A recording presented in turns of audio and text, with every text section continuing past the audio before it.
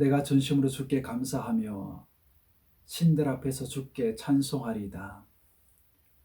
내가 주의 성전을 향하여 예배하며 주의 인자하심과 성실하심으로 말미암아 주의 이름에 감사하오리니, 이는 주께서 주의 말씀을 주의 모든 이름보다 높게 하셨음이라. 하나님은 영이시니 예배하는 자가 영과 진리로 예배할지니라. 아멘. 사도신경으로 우리 신앙을 고백하겠습니다. 여러분은 어떤 하나님을 믿고 경배하십니까? 나는 전능하신 아버지 하나님, 천지의 창조주를 믿습니다. 여러분은 예수 그리스도를 어떻게 믿고 고백하십니까? 나는 그의 유일하신 아들 우리 주 예수 그리스도를 믿습니다. 그는 성령으로 잉태되어 동정녀 마리아에게서 나시고 본디오 빌라도에게 고난받아 십자가에 못 박혀 죽으시고 장사된 지 사흘 만에 죽은 자 가운데서 다시 살아나셨으며 하늘에 오르시어 전능하신 아버지 하나님 우편에 앉아 계시다가 거기로부터 살아있는 자와 죽은 자를 심판하러 오십니다. 여러분은 성령 안에서 어떤 소망을 갖고 계십니까? 나는 성령을 믿으며 거룩한 공교회와 성도의 교제와 죄를 용서받는 것과 몸의 부활과 영생을 믿습니다. 아멘.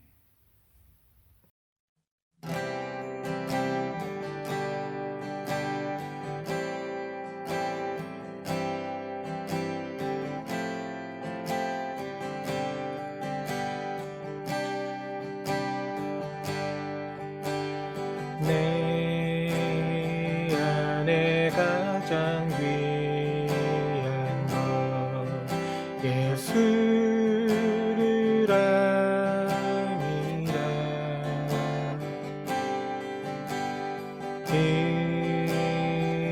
이름보다 더 귀한 것 예수를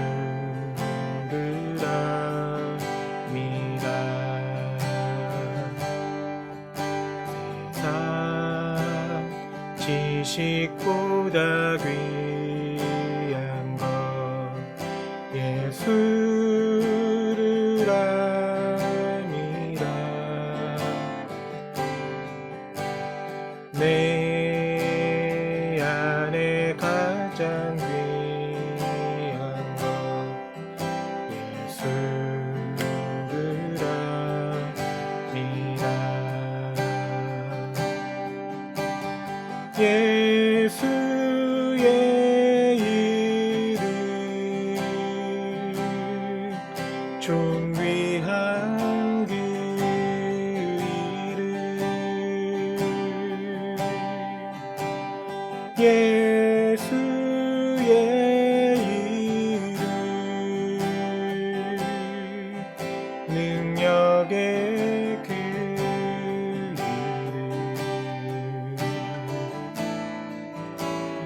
내 안에 가장 귀한 것 예수를 알미라.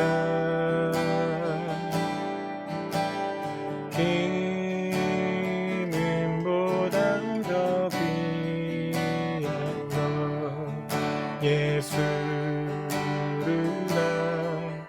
알미라.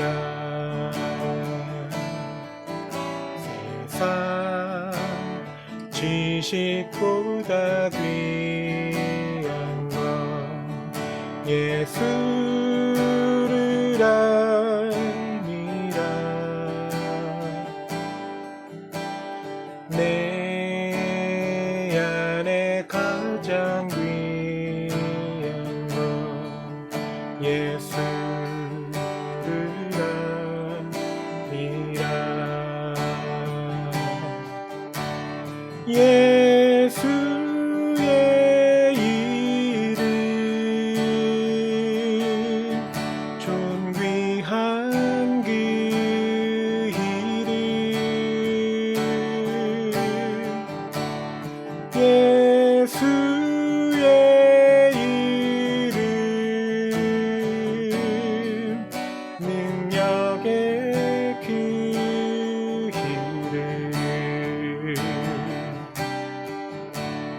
예수의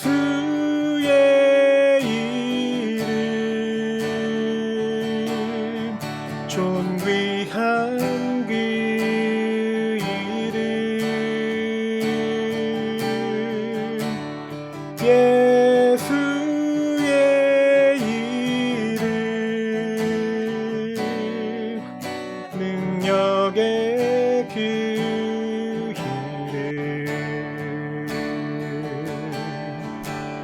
할렐루야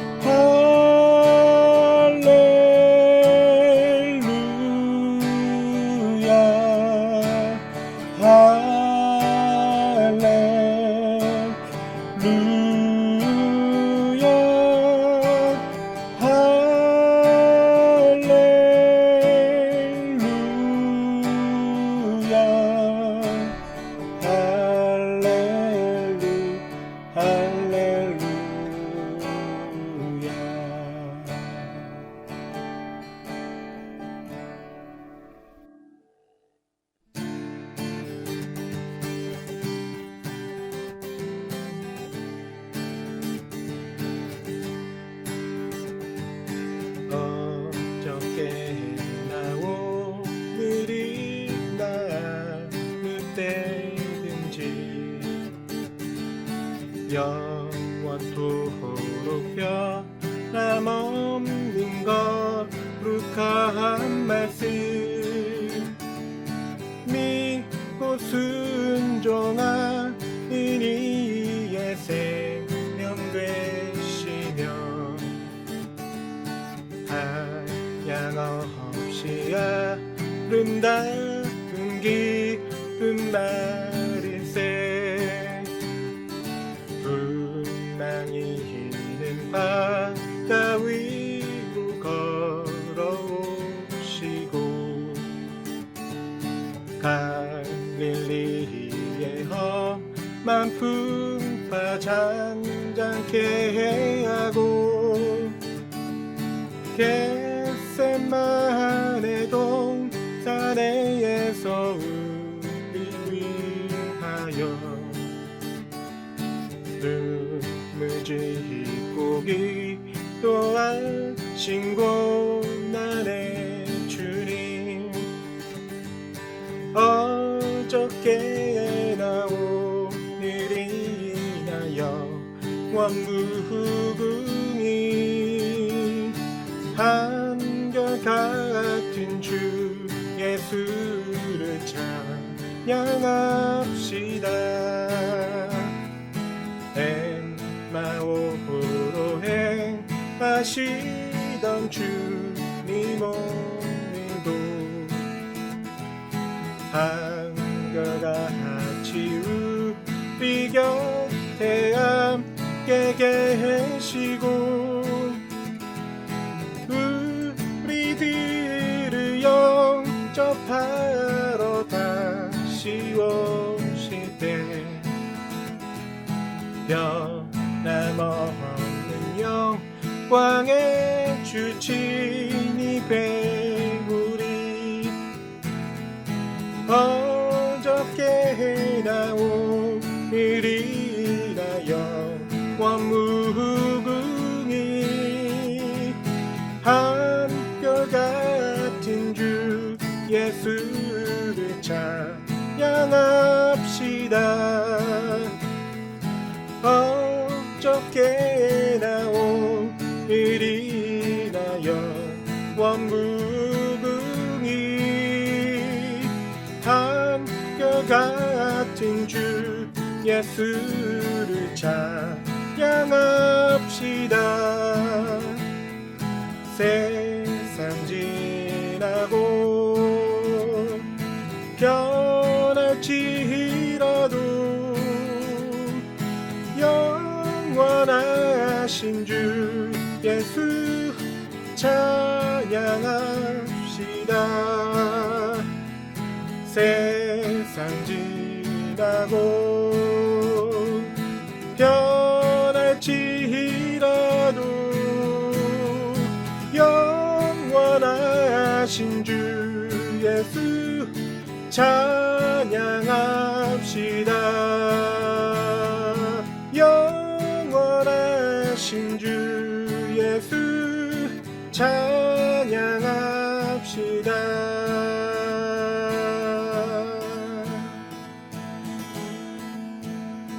저 바다보다도 더 높고 저 산과 하늘보다 더 높은 주님의 은혜가 이곳에 가득해.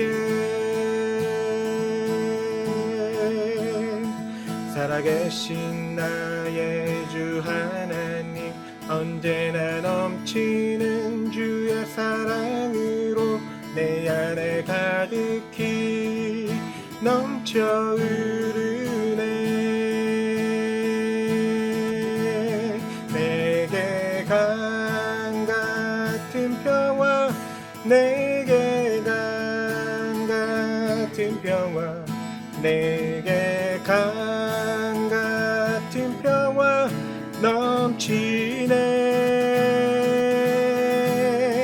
내게 강 같은 평화, 내게 강 같은 평화, 내게 강 같은 평화 넘치네. 저 바다보다도 더 넓고 저 산과 하늘보다 더 높은 주님의 은혜가 이곳에 가득해. 살아계신 나의 주 하나님 언제나 넘치는 주의 사랑으로 내 안에 가득히 넘쳐 흐르네. 내게 강 같은 평화, 내게 강 같은 평화, 내게 강 같은 평화 넘치네. 내게 강 같은 평화, 내게 강 같은 평화, 내게 강 같은 평화 넘치네. 내게 강 같은 평화, 내게 강 같은 평화, 내게 강 같은 평화 넘치네. 내게 강 같은 평화, 내게 강 같은 평화, 내게 강 같은 평화 넘치네.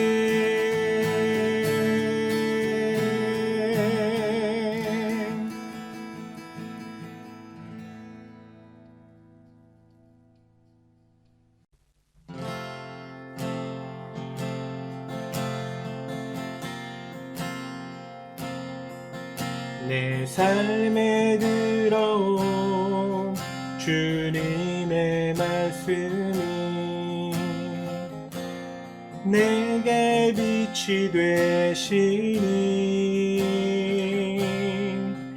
내 삶의 어두운 절망 가운데 소망 보게 하시네. 내 삶에 들어온 주님의 말씀이 나를 인도하시니 내 삶의 말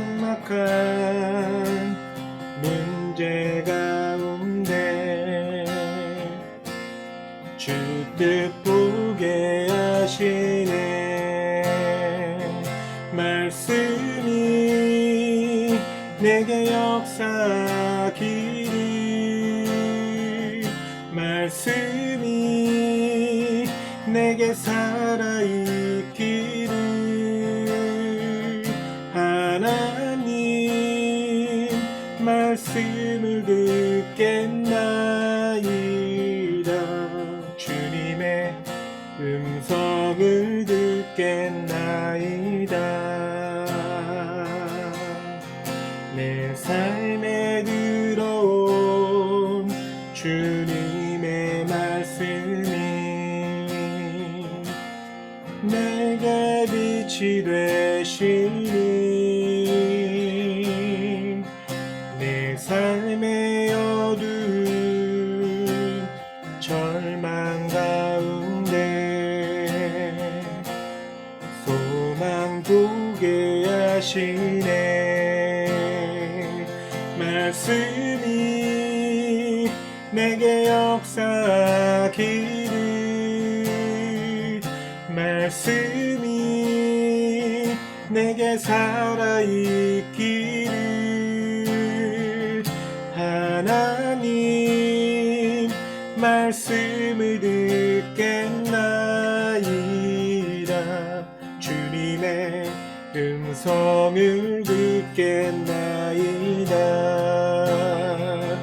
말씀이 내게 역사하기를, 말씀이 내게 살아있기를. 하나님 말씀을 듣겠나이다. 주님의 음성을 듣겠나이다. 주님의 말씀을 듣겠나이다.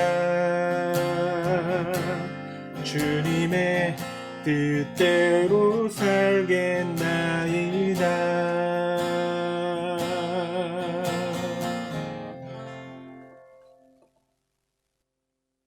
은혜와 사랑이 풍성하신 아버지 하나님, 지난 한 주간도 주님의 보호하심과 보살핌으로 건강한 모습으로 예배드릴 수 있도록 함께하신 은혜를 감사드립니다.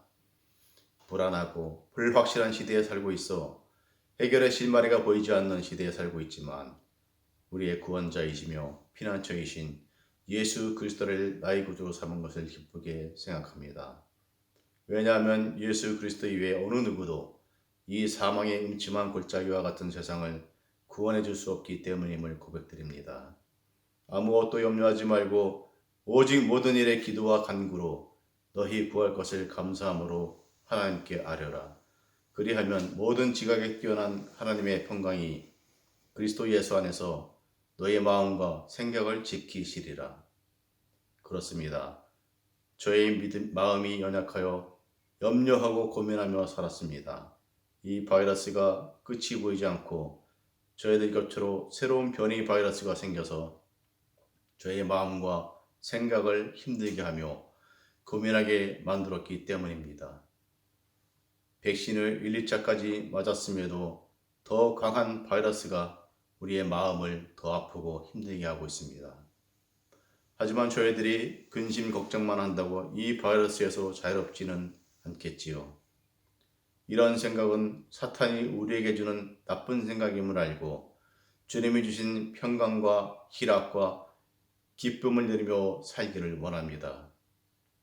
우리는 지금 우리 믿음의 그 전환점을 맞이하고 있는 것 같습니다.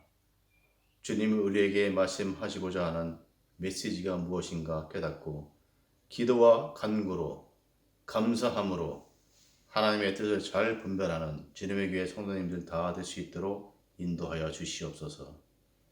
그리고 하루속히 록다운이 풀려서 교회에서 함께 예배 드릴 수 있도록, 그런 날이 올 수 있도록 간곡히 기도드립니다. 오늘도 말씀을 전하시는 최방호 목사님께 영육강의 강건함을 주시고, 말씀을 전하실 때 시대를 분별하고 믿음의 끈을 놓지 않은 하나님의 말씀으로 마음속 깊이 새기는 말씀이 되게 하여 주시옵소서.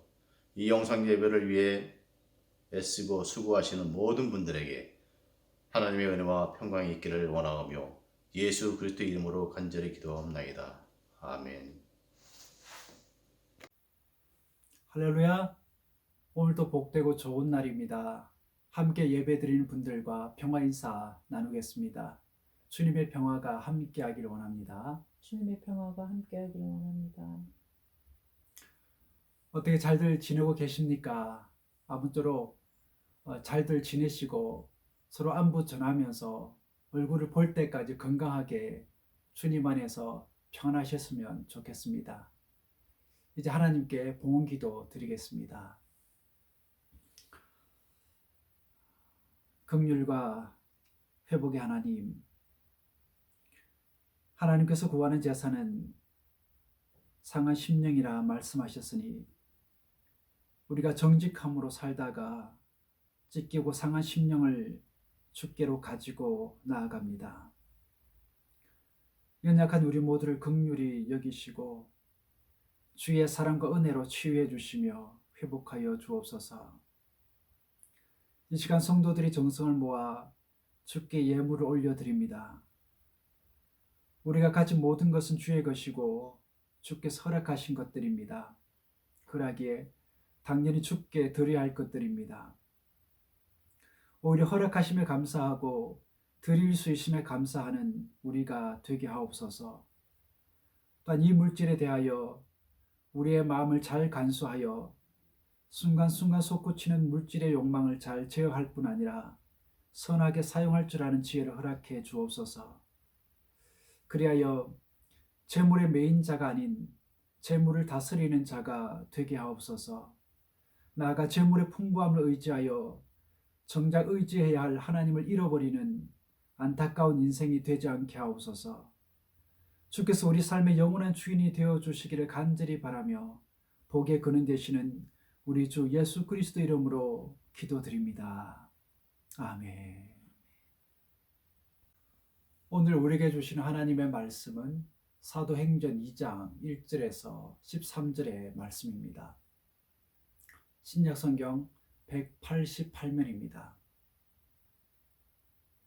사도행전 2장 1절에서 13절의 말씀을 제가 봉독하겠습니다. 오순절 날이 이미 이름에 그들이 다 같이 한 곳에 모였더니 홀련히 하늘로부터 급하고 강한 바람 같은 소리가 있어 그들이 앉은 온 집에 가득하며 마치 불의 혀처럼 갈라지는 것들이 그들에게 보여 각 사람 위에 하나씩 임하여 있더니 그들이 다 성령의 충만함을 받고 성령이 말하게 하심을 따라 다른 언어들로 말하기를 시작하니라. 그때에 경건한 유대인들이 천하 각국으로부터 와서 예루살렘에 머물러 있더니 이 소리가 나매 큰 무리가 모여 각각 자기의 방언으로 제자들이 말하는 것을 듣고 소동하여 다 놀라 신기하게 여겨 이르되 보라 이 말하는 사람들이 다 갈릴리 사람이 아니냐. 우리가 우리 각 사람이 난 곳 방언으로 듣게 되는 것이 어찌 됨이냐. 우리는 바데인과 메데인과 엘람인과 또 메소포다미아, 유대와 갑바도기아, 본도와 아시아, 부르기아와 밤빌리아, 애국과 및 구레네에 가까운 리비아, 여러 지방에 사는 사람들과 로마로부터 온 나그네 곧 유대인과 유대교에 들어온 사람들과 그레데인과 아라비아인들이라. 우리가 다 우리의 각 언어로 하나님의 큰 일을 말함을 듣는도다 하고 다 놀라며 당황하여 서로 이르되 이 어찌 된 일이냐 하며 또 어떤 이들은 조롱하여 이르되 그들이 새 술에 취하였다 하더라. 이는 하나님의 말씀입니다. 주여 감사합니다.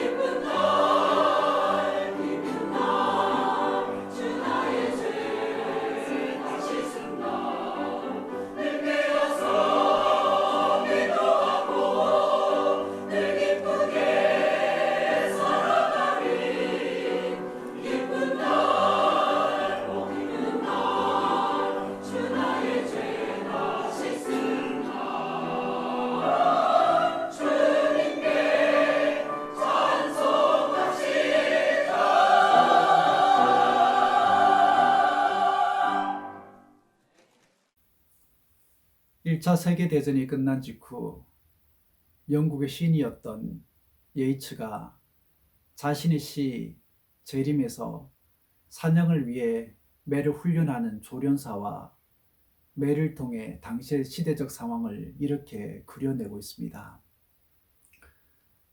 소용돌이처럼 원을 그리며 날아오르는 매는 조련사의 소리를 더 이상 들을 수 없다. 세상이 무너져 내린다. 중심은 지탱할 수 없다. 무질서만이 세상을 뒤덮어 가고 피에 물든 물결은 넘쳐나 어디서나 순수한 의례를 함몰시킨다. 가장 선한 자들은 신념을 잃어가고 가장 악한 자들은 격렬한 열정에 차 있다. 이 시는 2연으로 되어 있는데 두 번째 연을 제가 여러분께 읽어드렸습니다. 시인은 매의 움직임을 통해 당시의 시대적 상황이 어떠했는지를 잘 보여주고 있습니다. 그러다가 두 번째 연에 가서 시인은 계시가 목전에 있음을 밝히며 끝을 맺습니다.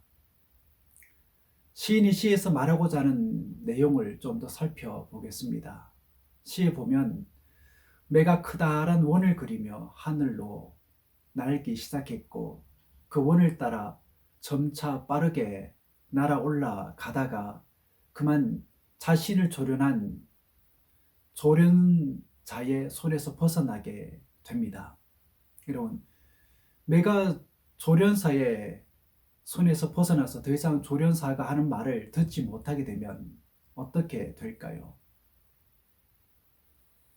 자기 마음대로 날아다니게 됩니다. 그렇게 되면 무질서한 상태가 되고 마는 거죠. 결국 시인이 말하고자 하는 것은 듣지 못함으로 인해 질서와 평화가 무너지게 되었다는 겁니다. 또한 그 결과 무질서한 그러한 상태가 넘쳐나서 이 땅에 피비린내 나는 세상이 되고 말았다라는 것입니다. 시인이 말하기를 지금의 이 시대가 이렇게 된 것은, 이 시대의 비극을 초래하게 된 것은 다름 아닌 통제자의 소리를 우리가 듣지 못했기 때문이다. 그 통제자의 소리를 듣지 못하는 상태가 되었기 때문에 이렇게 된 것이다 라고 얘기를 합니다. 즉 우리의 영이 잠들어 있고 시류에 떠밀려 주인을 잃어버리게 되었으며 게다가 그 말씀을 더 이상 들으려고 하지 않는 거만한 상태가 되다 보니 이 시대가 이렇게 되었다는 것입니다. 성경이 수시로 우리에게 들려주는 비극의 원인도 그 시작도 마찬가지예요. 하나님과의 관계가 깨지면서 우리는 그 말씀을 온전히 들을 수 못하기 때문이라는 겁니다. 그러니 하나님의 다스림과 통제를 벗어날 수밖에 없게 된 것이고, 그러다 보니 때로는 하나님께 도전하기도 하며 마땅히 가야 할 그 방향을 잃어버린 상실의 시대를 우리가 살아가고 있다는 것입니다. 구약 성경에 보면 한 이야기가 있습니다. 메소포타미아 시날 평지에 모여 살던 사람들이 형편이 좋아서 그런지 모르겠지만 엉뚱한 생각을 하나 하게 됩니다. 즉 자신들의 조상들이 쫓겨난 에덴 동산을 복원하자는 겁니다. 그래서 여러 가지를 검토한 후에 시날 평지에 그들은 그 낙원을 복원하기로 계획을 세우게 됩니다. 그러면서 그들은 자신들이 가진 기술들을 총동원하면 하나님이 계신 나라에 이르게 될 것이라는 생각을 가지고 바벨탑을 쌓아 올리기 시작을 합니다. 그들은 몰랐던 것 같습니다. 그들의 조상들이 낙원을 잃어버린 이유를 말이죠. 그들의 조상들은 하나님이 냉혹해서 낙원을 잃어버린 게 아니라 그들 자신의 죄 때문에 잃어버렸다라는 사실을 그들은 미처 몰랐던 겁니다. 그랬기에 낙원을 회복하는 것은 돌과 흙으로 탑을 쌓는다고 해서 되는 게 아니라 하나님께 돌아갈 때 가능하다라는 것을 그들은 미처 깨닫지 못했던 것입니다. 이러한 모습들이 오늘날에도 여전히 보여지고 있습니다. 그릇된 생각을 가지고 하나님께 도전하는 그런 모습들이 여전히 보여지고 있다는 거예요.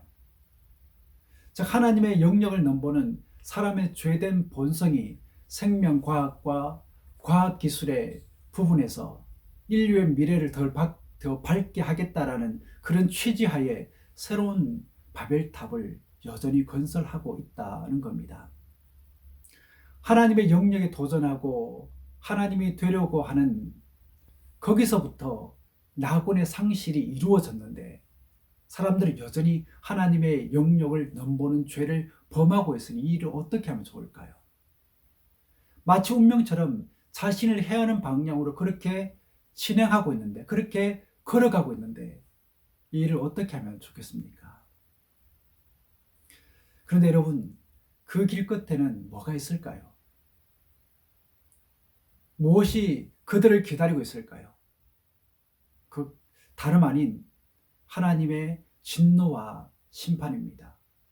즉 한없이 높아지려는 사람의 욕심과 교만이 결국 자신들을 흩어지게 했던 하나님의 심판을 불러왔다라는 겁니다. 다시 말해 언어가 서로 통하지 않게 되므로 결국 그들은 흩어질 수밖에 없었다라는 것입니다. 모 일간지에 실린 글의 일부입니다. 이돈명 씨는 그를 따르는 후배들이 우리의 대장이라고 부르는 원로 변호사이다. 팔순을 넘긴 지금도 인권 변론이라면 그를 떠올리는 이가 많다. 1970년대 유신 체계와 제5공화국의 무지막지한 법 앞에서 그는 날마다 지기만 하는 변호사였다. 하지만 카랑카랑한 목소리로 군부 정권을 꾸짖던 그의 당당함은 수많은 양심수를 지키는 든든한 울타리였다. 그는 86년 수배 중이던 사람을 숨겨주었다가 법정에 서게 된다. 그는 최후 진술에서 내가 정치보복으로 국가보안법을 적용해 처단되는 마지막 사람이 되게 해달라고 말하고 6달 옥살이를 하게 된다. 하지만 그의 소원은 이루어지지 않았다. 평생을 꼿꼿하게 살아온 이 변호사지만 지금도 가슴 치며 후회하는 일이 있다. 자신보다 앞서 한창 나이에 세상을 뜬 후배 조영래와 황인철 변호사 때문이다. 90년 조영래, 93년 황인철 변호사를 쓰러뜨린 건 암이었다. 더 기막힌 건 현재 투병 중인 이돈명 변호사의 병명이 암이라는 사실이다. 오랜 감옥살이를 견디고 자유세상에 나온 김남주 시인을 거꾸로 때린 것도 암이었다. 암은 우리 시대가 낳은 병이다. 너무 오래 불의가 지배한 이 사회가 키운 악성 종양이 그들 몸을 갉아먹었다. 정치 권력의 부조리와 폭력에 맞서 온몸을 던져 외로운 싸움을 하다가 병에 쓰러지고 폭력에 의해 쓰러진 안타까운 모습들을 저자는 이야기하고 있습니다. 할 일이 없어 너무나 외로운 감옥에서 몸부림치고 있는 몸뚱이를 암세포가 갉아먹고 있다라는 이 표현에서 시대적 아픔이 느껴집니다. 지금은 과거에 비해 민주화가 되었고 살기도 좋아졌다고 하지만 이제는 또 다른 부조리가 우리 사회와 이 시대를 뒤덮고 있습니다. 사람들의 죄악과 부조리로 인해 이 땅에 내려진 하나님의 진노와 사람들의 교만으로 인해 이 땅을 뒤덮고 있는 갈등은 여전히 해결될 기미가 보이지 않고 있습니다. 이렇게 하나님이 닫아버린 문을 누가 열 수 있으며 하나님이 흩어버린 것을 누가 다시 모을 수 있을까요? 사람에게서는 그 해답을 찾을 수 없지만 오늘 성경은 하나님에게서 그 해답을 찾을 수 있다고 말을 합니다. 하나님은 오래전에 아들을 이 땅에 보내 구원의 길을 활짝 열어 놓으셨을 뿐만 아니라 오순절 성령의 강림을 통해 그 모든 갈등과 흩어짐이 회복될 수 있는 길을 열어 놓으셨습니다.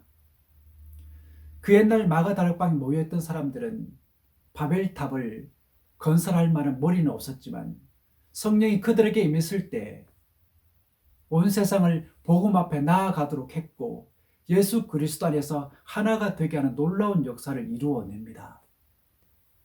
사람의 생각과 계획은 갈등과 흩어짐을 만들었지만 하나님은 이 모든 것들을 하나로 모으고 회복시키셨습니다.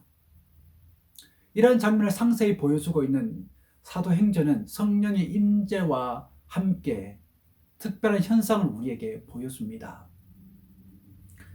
우리가 우리 각 사람이 난 곳 방언으로 듣게 되는 것이 어찌 됨이냐. 성령의 임재와 함께 나타난 이 의사소통, 그 언어의 소통은 단순히 성령의 은사들 가운데 하나인 방언의 은사에 대해서 말한다기보다는 하나됨의 가능성에 대해서 말하는 겁니다. 즉 말이 통하지 않아 흩어졌던 사람들이 이제는 성령으로 인해 소통하게 되었고 하나가 되는 것을 경험하고 있다는 것을 우리에게 지금 보여주고 있는 것입니다.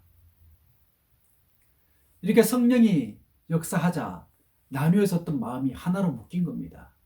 즉 하나님과 단절된 마음이 소통될 수 있다는 것이고 민족과 민족이 소통될 수 있다는 것이며 부모와 자식들이 소통될 수 있다는 것입니다.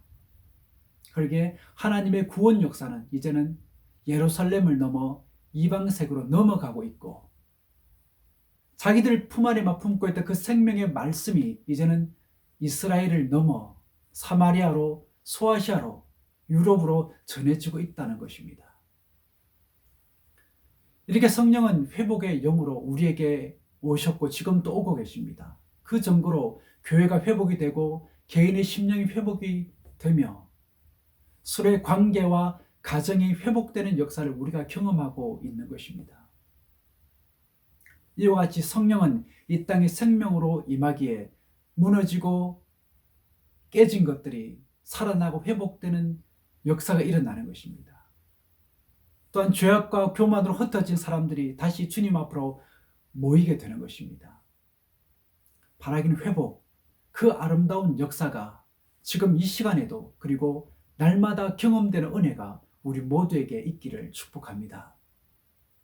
여러분, 신앙의 최고봉은 무엇일까요? 많은 물질을 하나님께 드리는 걸까요? 아니면 봉사일까요? 신앙의 최고봉은 기다림입니다.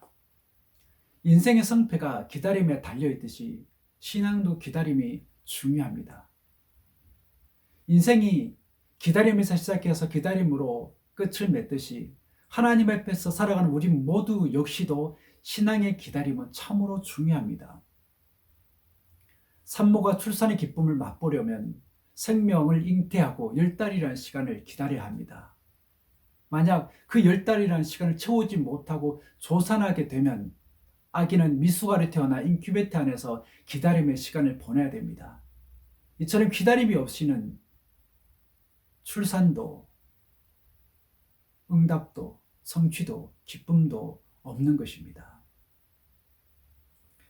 밝은 새벽도 길고 긴 밤을 기다려야 찾아오는 것이고 따스하고 파릇파릇한 봄도 추운 겨울을 보내야 맞이할 수 있는 것입니다.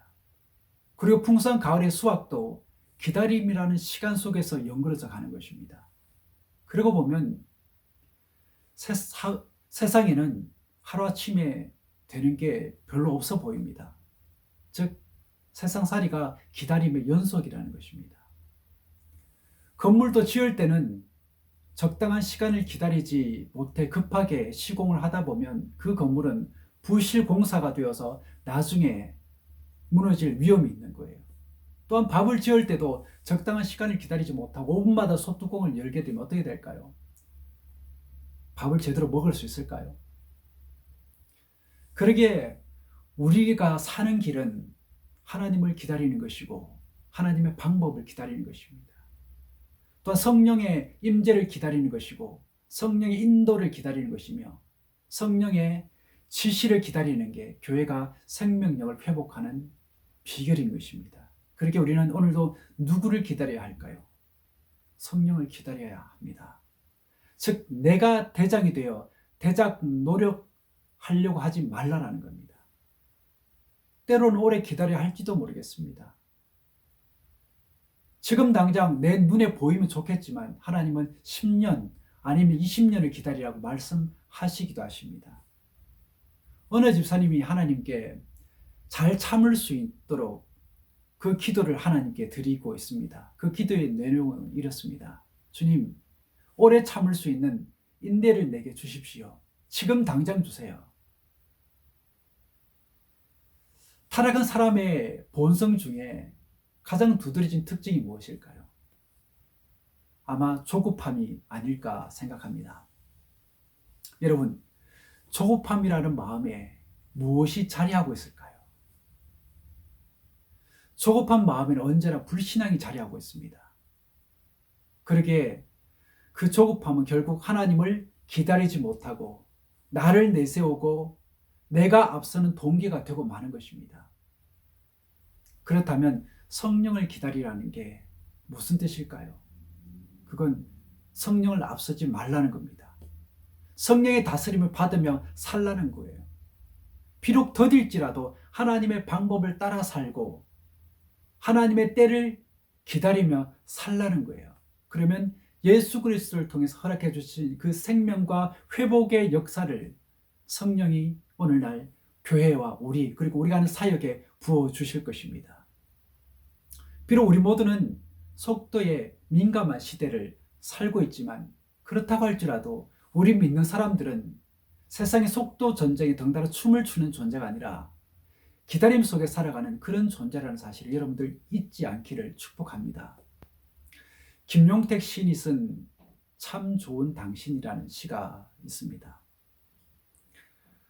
어느 봄날 당신의 사랑으로 응달지던 내 뒤란에 햇빛이 들이치는 기쁨을 나는 보았습니다.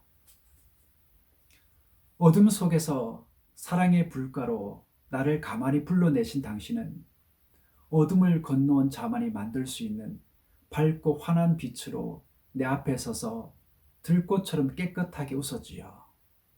아, 생각만 해도 참 좋은 당신. 여러분에게도 이런 감동이 있으십니까? 지치고 힘겨운 인생에 찾아오신 성령을 만난 그 감동. 그 성령으로 인해 우리는 오늘도 예배와 사역 그리고 삶 가운데서 하나님의 임재를 경험합니다. 그 성령으로 인해 하나님이 나를 돌보고 계시구나 하는 것을 깨닫습니다. 그 성령으로 인해 우리는 마음의 감동을 느낍니다. 이것이 하나님의 백성들이 살게 하는 힘이고 교회를 춤추게 하는 원동력인 것입니다. 신이 말하고 있는 것처럼 생각만 해도 참 좋은 당신, 그 성령이 이 시간에도 우리를 찾아오고 계십니다. 그 성령으로 인해 땅만 쳐다보고 있던 인생이 하늘을 바라보는 인생이 되고 따스한 봄날처럼 생명을 움돋는 인생이 되기를 원합니다. 생명을 품고 오시는 그 성령으로 인해 우리의 생명이 살아나고 우리의 가정이 살아나며 우리의 교회가 살아나는 것입니다. 그렇게 우리 모두는 긴 절망에서 긴 아픔에서 깨어나게 하실 생명의 성령을 간절히 사모하고 기다릴 수 있어야 합니다. 그래야 우리의 예배가, 우리의 사역이, 우리의 삶이, 우리의 관계가 생명으로 가득 차는 경험을 하게 되는 것입니다. 이런 복이 우리 모두와 교회에 넘쳐나기를 간절히 축복합니다. 기도하겠습니다.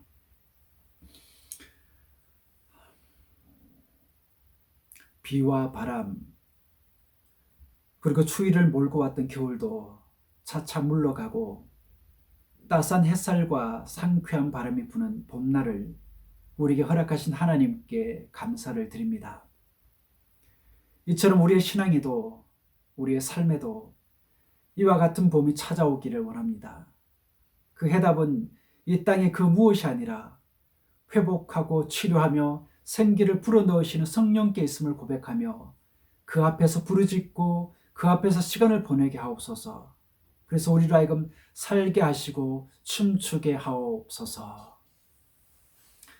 이제는 우리 주 예수 그리스도의 은혜와 하나님 아버지의 사랑하심과 성령의 교통, 감화, 역사하심이 주의 모든 성도들과 그 가정, 사명으로 주신 일터 위에 그리고 뉴질랜드와 이 지역, 나아가 사랑하는 우리의 조국과 민족 위에 언제나 함께하기를 간절히 축원하옵나이다. 아멘.